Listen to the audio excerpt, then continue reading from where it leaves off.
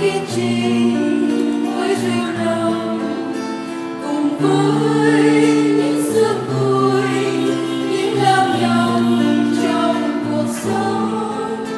Lạy Chúa nói thương mong vì tình nhiệm mong trong tình yêu tháng ngày với hoa hồng bóng đời dẫu trên cây.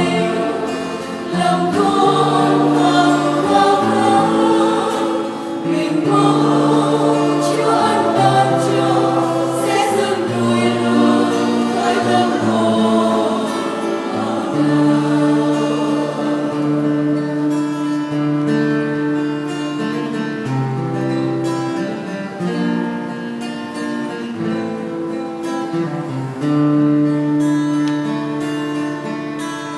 Mùa lễ kính dâng trao bánh kiên trình với rêu đồng cùng với những sương vui, những lao nhọc trong cuộc sống.